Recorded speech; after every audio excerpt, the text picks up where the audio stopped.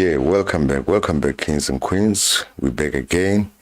I'm sorry to be like, I was on a kind of a hiatus for kind of like the past few days.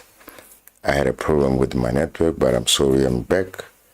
And, really bad things transpired in court when we was out there, and even in the Madanga Commission, there's some kind of problems that are going on there. And you know what? My take on this is these generals, like they're generals now. You can see that what was happening with General Senona. I'm going to review some of that. General Senona, like, is unrepentant. You can see he's caught up, but he doesn't want to admit that, now I'm caught up now. That the nice part about it is that he's just being honest about the relationship. But I think he's being honest because he's being showed the message. The messages that were found in Kat Matlala's phone. Now, when we go back to our usual case, wow, the judge has been going haywire this week. The judge was off the chain this week because just think about it. It's the second time now that he's allowing the state to cross-examine witnesses on statements that they haven't proven. At this point, I think the judge doesn't really give a damn.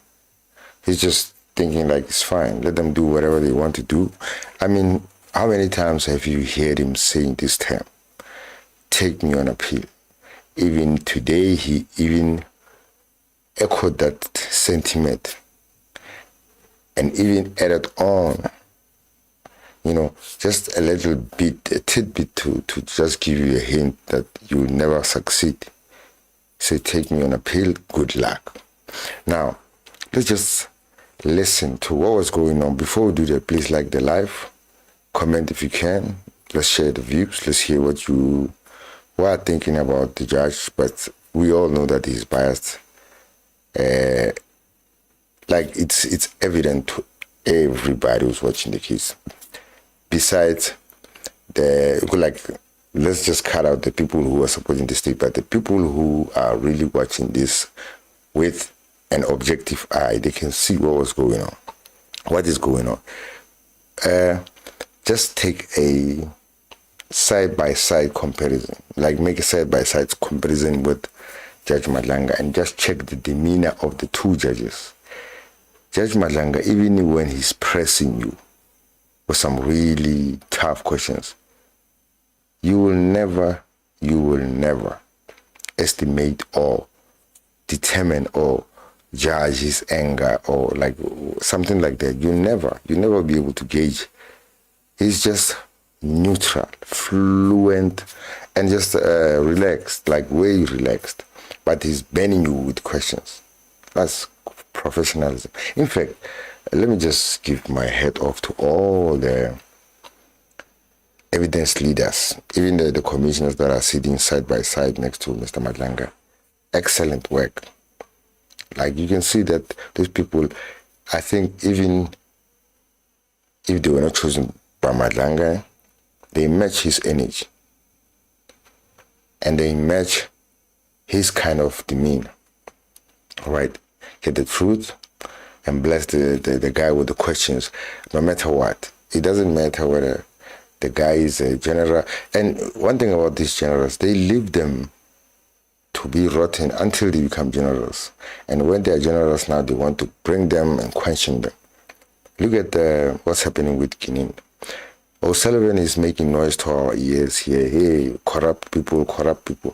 But he's hearing every day, even if he can say no, he's just concerned about the big business or whatever, to expose big politicians or whatever, but somebody who he was busy with investigating cases with, he's got a case that's very famous, very notorious, in fact, let me say that. And the alleged story that's going around is that the case is cooked. And with your forensic knowledge, you can't come in and say, no, you're going to turn my reputation. Why don't you just just do your job. Like the way we was doing it when we were going together in London. If we were really doing, if they were really doing some honest job, right, we could say that. But no, he never said that. Anyway, guys, let me not blah blah too much. Let's just watch a little bit of what was going on at the Madlanga, and then we come to our judge. This guy is being shown his messages, communicating with Ket Matlala, and yet he's unrepentant. He's even trying to like kind of threaten, and I can check the way he's doing things. He's used to doing it like that because he would be throwing these gestures around and asserting his voice, trying to tell us, no, I'm not going to answer that question. You are ambushing me with these questions. You should have shown me this evidence, blah, blah. And when they present the evidence, that he was shown the evidence as it was going on in the morning, because his lawyer came and started saying, no, they were not giving information and all that. And they told him, like, you can't be saying all of that when you have noted the evidence that you said is not there. You have noted it in your affidavit. So what are you talking about? This guy is unbelievable. You know, the most unbelievable part of it is that he's dragging his son into it, like into a business with, but I don't think it's really a business with his son, because I think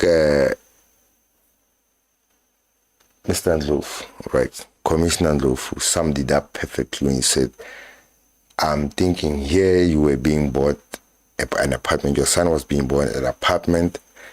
There's no other business that you could say you were going into buying a single apartment, the two of you. And even the Judge Madlanga, right, the way he put it, it was so solid that you could not take anything out of it. Like, all you have to take out of it is just the truth of it. He told him, Ket is involved in so many businesses, so many large-scale businesses. A tender of 360 million, even somehow involved in the Tembisa, what, and security. And he's going to be interested in going into a business with your son for a single apartment. Doesn't make sense. And I understood what I was talking about. But the guy is just telling him, this is what it is. Take my word for it. Let's just listen, and then I'll come back with my commentary when we go back to the Mirror case. Just listen for edification. And then as Judge Rata like to say, his edification is just rubbish. Edification just to make his case concrete, his argument concrete, so that when he's judging, he's throwing his judgment, we know the judgment that he's preparing. We know that he's preparing for that. That's why he's always telling us, you can take me to appeal, good luck. Let's listen to the Madlanga and then go back. I've read this document after I've received it from the commission, and over and above that, some of the portions of it, I recall them, that this is one of the procedures that needs to be followed. But I see it was signed in 2016. I might not be aware when have I seen it, other than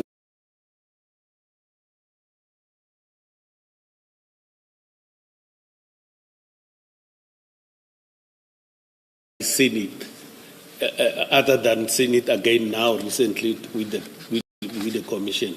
So, but in terms of us seizing the drugs and everything, we know basically what needs to happen, Commissioner.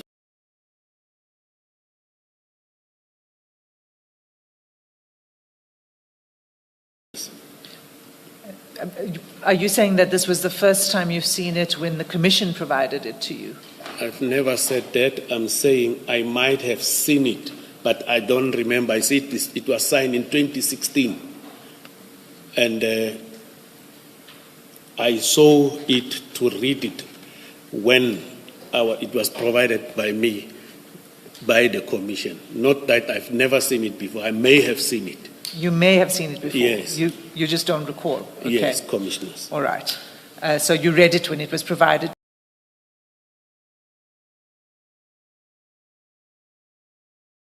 to you by the commission. Correct, commissioners. Okay. And then the second document is at 446, and that, if you go there, You say page? 446.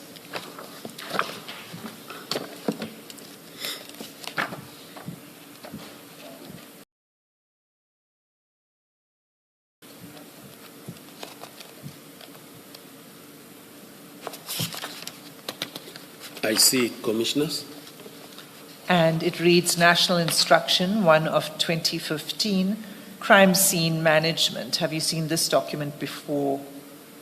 Correct. Before the commission provided? Correct, commissioners. Okay. Thanks. So let's turn to the content of your statement. It relates to a seizure of cocaine, if I understand correctly, about half a ton of cocaine. Is that right? Correct, commissioners. Where exactly was it seized? Isipingo, commissioners. There is a depot. There at the harbor, there are depots there around the harbor where containers are stored. So in one of the depots there, the members received information and they went to the depot. Actually, I'm just looking for the name of exactly of the storage depot facility. It's a warehouse,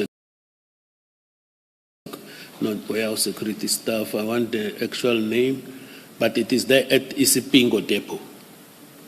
It's a warehouse for containers, for shipping containers. It's something like that. Okay. And when drugs, particularly of that amount and that size, are seized, where would they normally be stored? As I've indicated in my evidence on Tuesday, commissioners, when we seize these drugs, normally they are supposed to be stored either at the police station, but from there they must be taken to the forensic science laboratory. I'm glad you reminded me of that. If we could just turn back to that protocol I showed you, just to refresh your memory.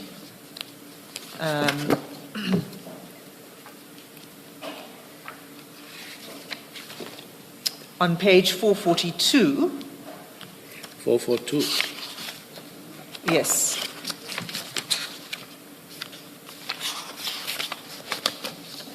I am there, commissioners. I think what you're referring to is paragraph 5.8, submission of illicit drugs for forensic analysis. Is that right?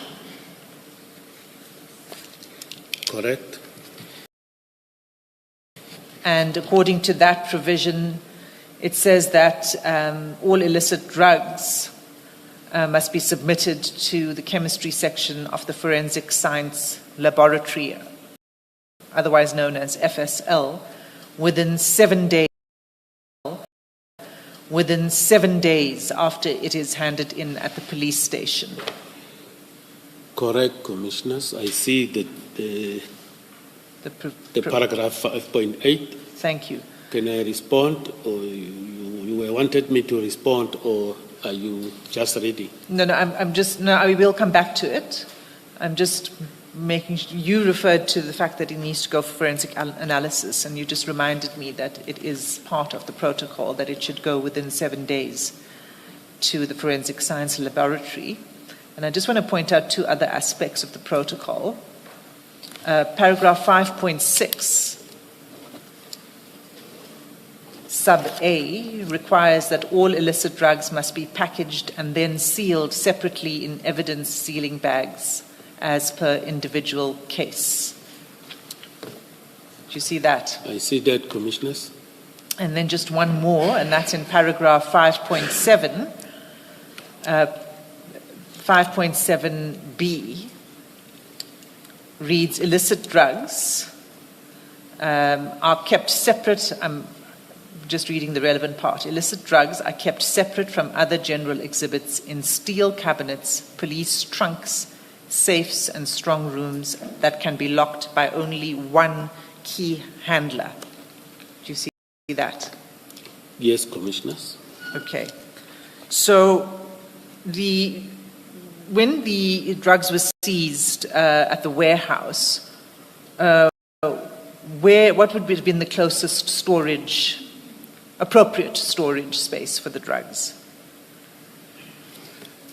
Commissioners, as I have testified that where the drugs were seized, there is a police station called Isipingo. And then the members went to Isipingo to book those exhibits at SAPS Isipingo. And I was informed by the members that Isipingo said they don't have storage facilities, but the seizure can be written into the SAP 13. The forensic science laboratory was called to come to the scene. I think it's Colonel Kuzwayo. And eventually, Colonel Kuzwayo informed them that they cannot come to the scene. They only attend the scene where it is a clandestine laboratory. If maybe I have answered your question. So you say that there's no storage space for drugs at the Isipingo police station. That's what you say. Yes, that is what my members were informed, and then they further called the forensic science laboratory in KwaZulu-Natal, and then Colonel Kuzwayo, who is the chemistry section commander, told them that they also don't have a facility to store because there was a problem with I want to come in here. flooding. And is it Let's correct? think about it, guys. Half a ton of, that white powder, right? This general, man. Just for the fact that when he's being asked about protocols, like, even when Matlala, it was going around that Matlala was being accused of certain crimes, you still were exchanging messages with him. Then you want to say, no, he was cutting off relationships and what. And it imagines that this guy, he was even communicating about internal stuff concerning the tender with Matlala, right? Matlala was showing him some things that are coming from, internally, and they question him on that. When you surprised, like, what kind of questions were you asking yourself, or did you ask Matlala? Where do you get these things? Is there somebody who's passing you these things from inside? This is protocol, like, you are breaking protocol. You are not supposed to be having things that have a computer that you can see that is a computer and our logo, and you can see that this is a screenshot of something that is only supposed to be. Sorry, I hit the mic. No, he doesn't see anything wrong with that. That's what tells you all that you need to know about this guy.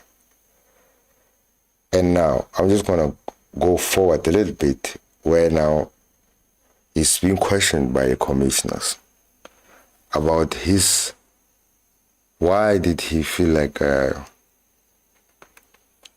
he shouldn't be accused of being implicated in that white powder, the theft of the white powder. Half a ton, that's a lot. And he couldn't give a valid explanation. Let's just listen. Resulted in the theft of, did you say laptops? Please just remind me you did say when that was. Yes. I thought perhaps that was one of these two. It's not one of these two, Okay, Commissioners. when was that one? It's the ones before me. I can't exactly, I'm unable to All right. tell the Commissioner All now, right. this is this, until if I can be given opportunity to No, request a report. I have the clarity I need. Thank you very much, General. Thank Yes, you, Ms. Hassim. Thank you. So you were aware of the thefts from before your time? Which ones now? I know about these two. I became aware Sorry, the of laptop theft, when did that happen? Commissioners. I indicated I knew about this after the fact. These others. Oh, I see. The Yeah. laptop theft you discovered after the fact. I was informed about Okay. them after the fact. So, Sorry, Ms. Hassim. And the thefts were from offices, you Yeah. said. Well, if I remember very well, I think they broke windows. They were breaking windows, and then the battlers, then they will break those things, go into the office, steal a laptop, go. According to what was. When I refer to the office, I'm trying to make a distinction between the safe or strong room and offices. So were the thefts from offices or from the strong room? From offices, Commissioner, not the storeroom. Yes, Ms. Hassim. thank you, Chair. So I just want to ask the following, based on what had been recommended by the earlier report we were looking at. And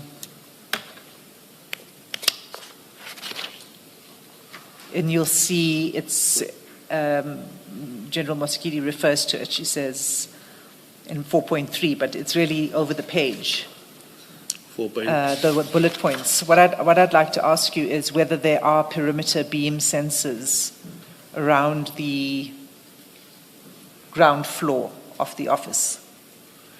There are no perimeter beams. I indicated that the only thing that I know that is there is the alarm system that was there.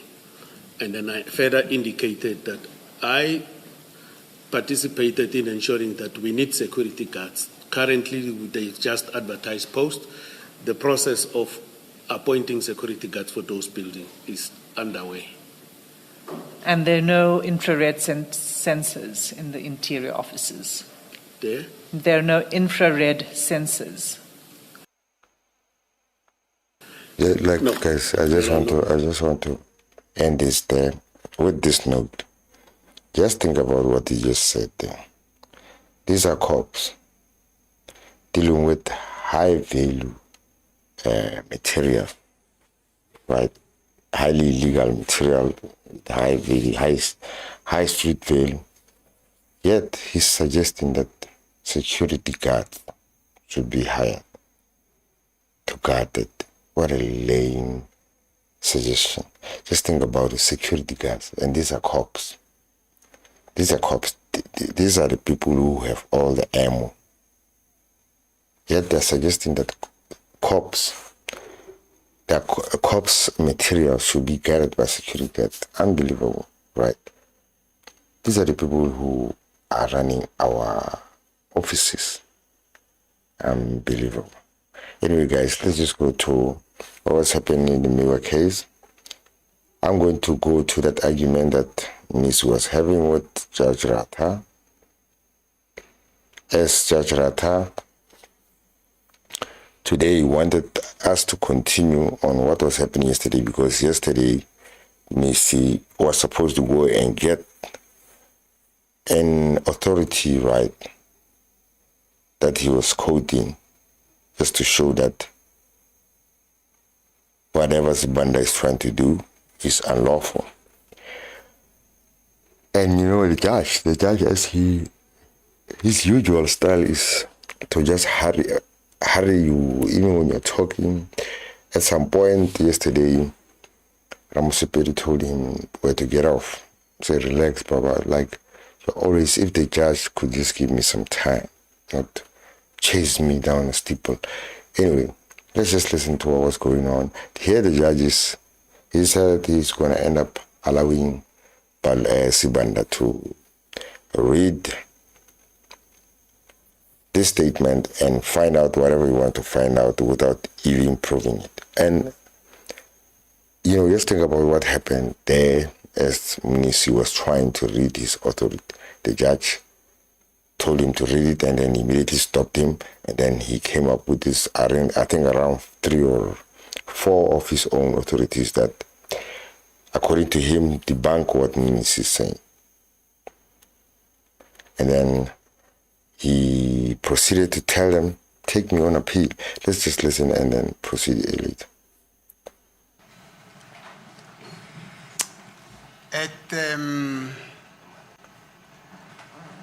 Endeavored to take this witness through those portions. Okay, the state say, okay, Mr. Zungu, let us now go through the statement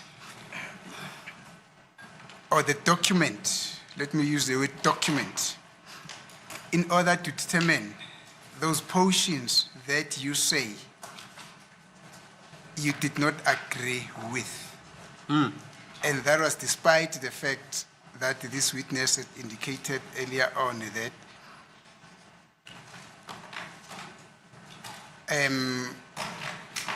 when I first met Brigadier Kininda, there was just a communication between us. They asked me certain questions and I answered to those questions. And he was busy writing, Brigadier Kininda, and then went away. The following day he came back and said, we have now prepared a statement. You can say whether there is anything that you want to add or change in what you said yesterday.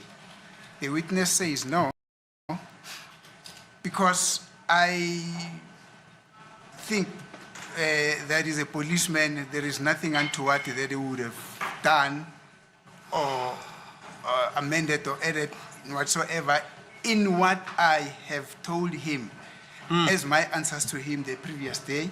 Then I appended my signatures on that document. What was contained in that document, I do not know it because it wasn't read. Now the state says, okay, it asked him some preliminary questions about his signatures and stuff like that, but ultimately says, okay, now that you're saying that when Mr. Baloyi first read the statement to you, because the police did not read it to you, let us go into those aspects. Let's go through the statement with you to determine those portions that you do not agree with. Then I stand up and objected and say, but that is highly irregular because that process would simply mean that the content of the statement then is driven into the record through the back door. A statement, a cross-examiner who wants to cross-examine a witness on the basis of their statements simply has got to satisfy certain requirements which are jurisdictional factors that are enunciated in the case of state versus Govenda. Then the court said, what does Govenda say? Then I said, unfortunately... Yeah, let's hear what Govenda says, because I think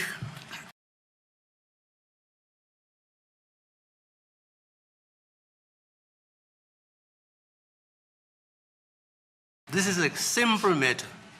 Simple matter. Yes, my lord. And Govenda is not applicable. Just listen to me. The state has got a constitutional right to cross-examine any witness who gives evidence against the state. Am I correct? Section 35(3). And the state has got the right to assail any evidence which is given in this court, because this is an adversarial process. It's not about statements, it's about evidence. Your client gave evidence. So, the doctor here is entitled to cross-examine. It's as simple as that. And me, I've got to listen to the evidence. The doctor's entitled to raise any question of law if he thinks it's meet. All I have to do, me, after listening to any evidence, I've got to determine whether, in fact, the evidence which has been adduced by the witness here is admissible or not. That's it. And I'm not saying, it's not me saying that. I can give you the constitutional case. Phew, God, serious. Just think about that. This judgment, like something else, bro. He came prepared with these cases. Like, that means 1 minute he was talking whatever he was talking yesterday, he was preparing himself with these cases. He wasn't caring. Like the fight that There's he's the constitutional fighting, case. I don't know. Like something's wrong with the judge, man. Let's listen.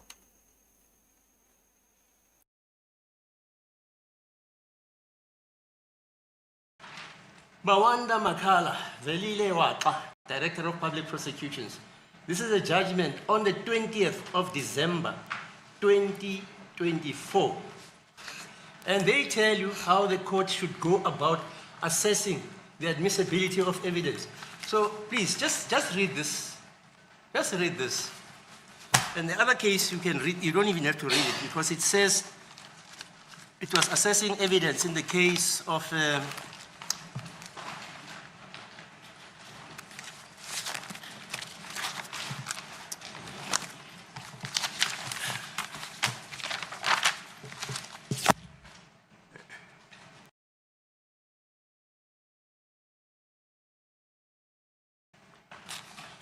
other case you must read is this.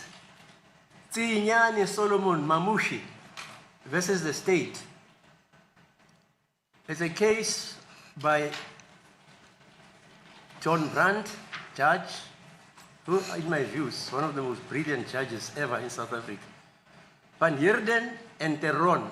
And it is a judgment of the 8th of September, sorry, 8th of May. Okay? I think those are important. So this matter is about cross-examination. You can't stop the state from cross-examining. Let's talk about that. Like, guys, isn't a judge supposed to, like, when he's giving you, like, he's like ruling, like he's doing here, and he's quoting a certain case law, isn't he supposed to go to a certain paragraph or a certain section and then tell you what he's picking up from that section and how it applies to this case, and then why he chose it? He's not doing that here. He's just telling me to go and read it.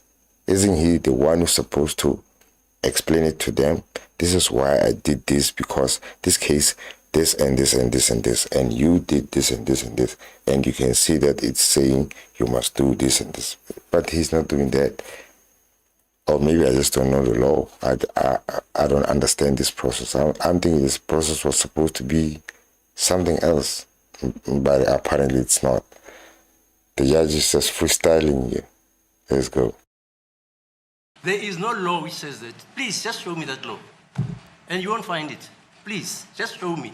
Which law says you can't, this gentleman here, the doctor, can't cross-examine your client. And this gentleman is the client of accused number 1. He's not a client, a witness of the state. He's a witness of accused number 1.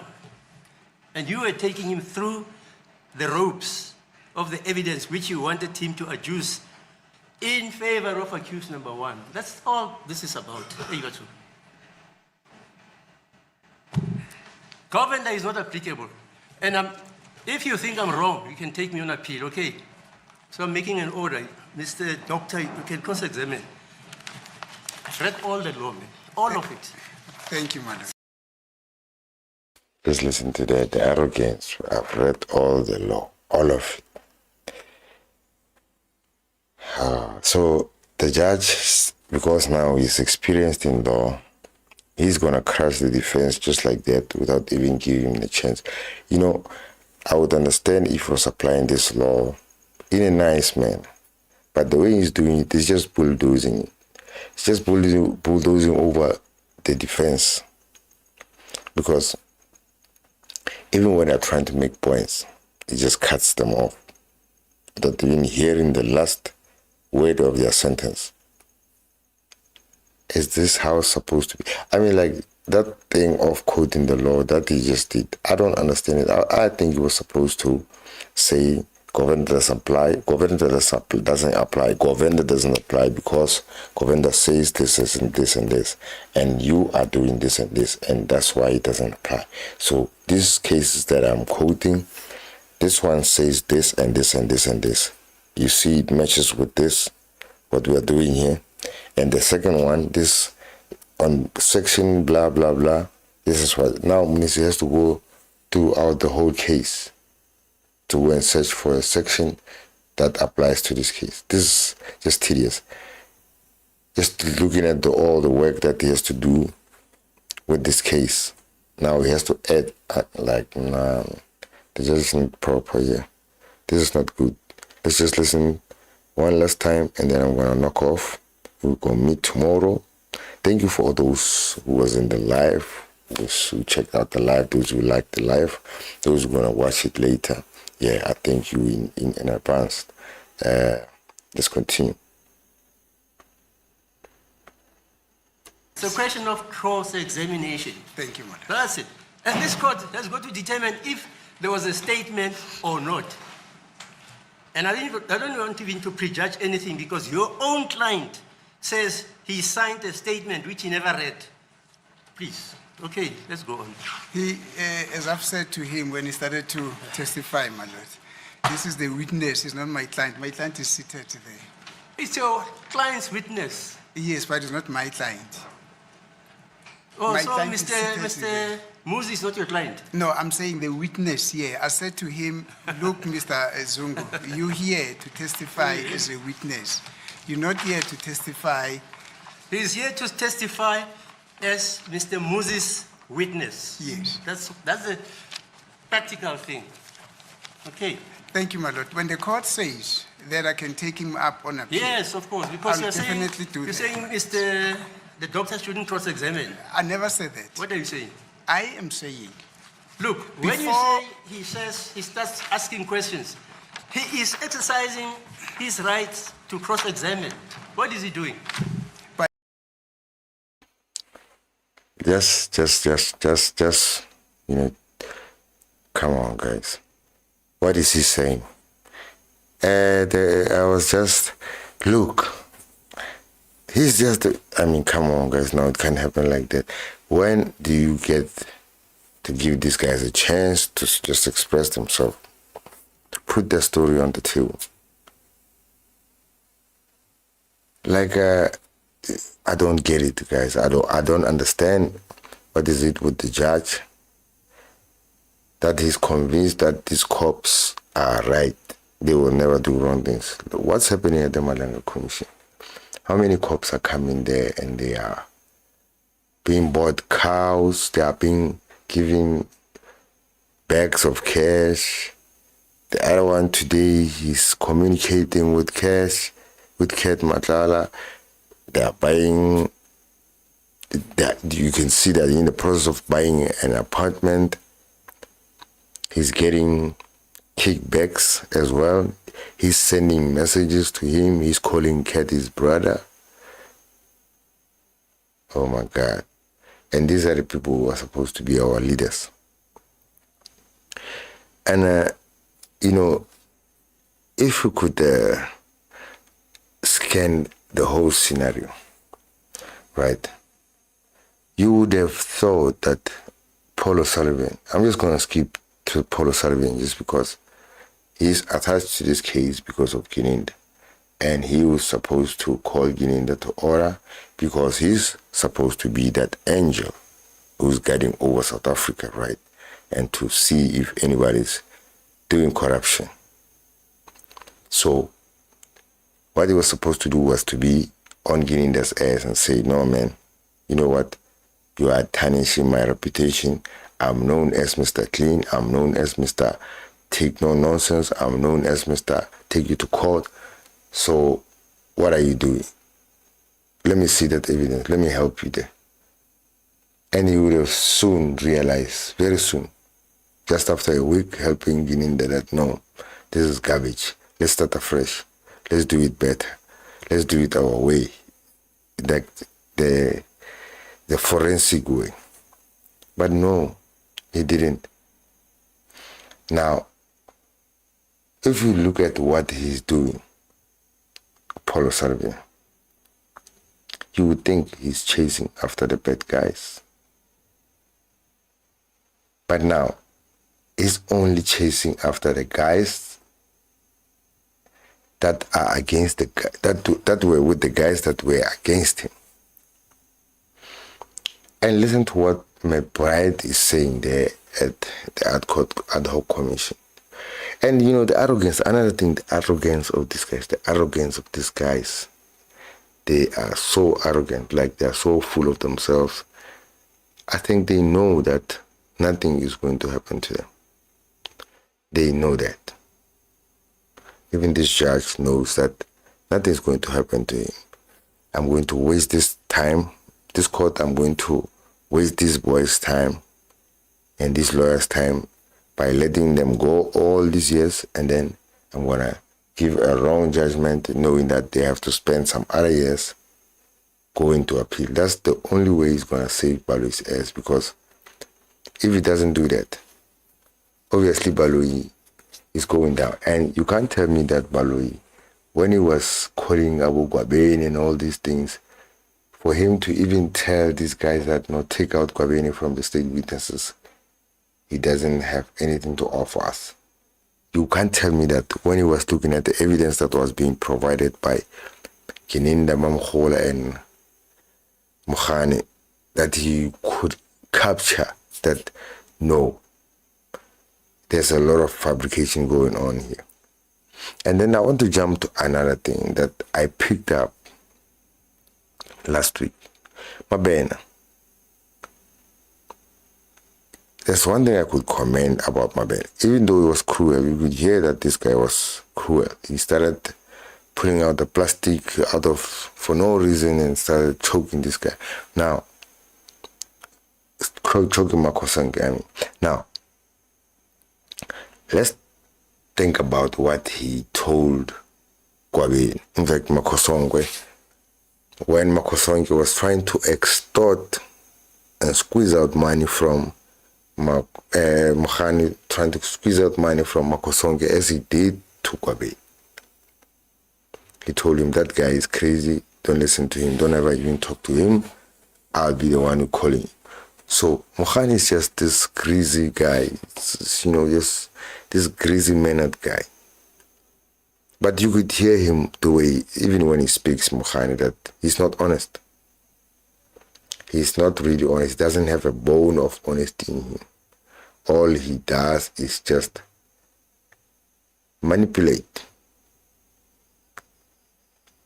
I mean, he was well aware that these guys are not aware of how the court system works and how bail function and all those things. They probably think, in fact, the way he did it, it just gives me the idea that this guy has been doing it for years. If he realized that you're not aware of the court processes, hey, Roxy, how are you? How are you, Queen? Thank you for popping in. Thank you for the message. Thank you for greeting. And I hope you like the life. If he did that, that means this guy has been doing it for years. This guy has been swindling people that he can see that this one is the first time that he comes across this court system.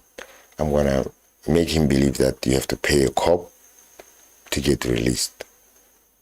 And probably some of the things that they're doing, they're just doing it for that purpose only, just to get money from you.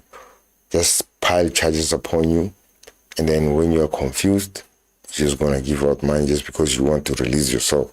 Anyway, guys, let me not take too much of the time. I just wanted to drop these few gems talk about this case. It's a problem with the judge. The judges, I think, he has turned up the unbiasedness, the biasness knob to a whole nother level. This week is worse. This week it's giving vibes of somebody who got his budget allocation increased. I'm just allegedly. Anyway, guys, thank you for checking me out. Thank you for checking the podcast out. Checking the live out and liking. Thank you, Roxy, for that message. And you know what? We're going to continue watching this case. We're not going to give up. It doesn't matter whether Linda Mnisi creates a fake poll, which it doesn't show us the details of. We know that poll will never go like that. The way his polls are going, we know that's a fake poll. Anybody can make a graphic and say 16% this, 20% this. If it's not backed up by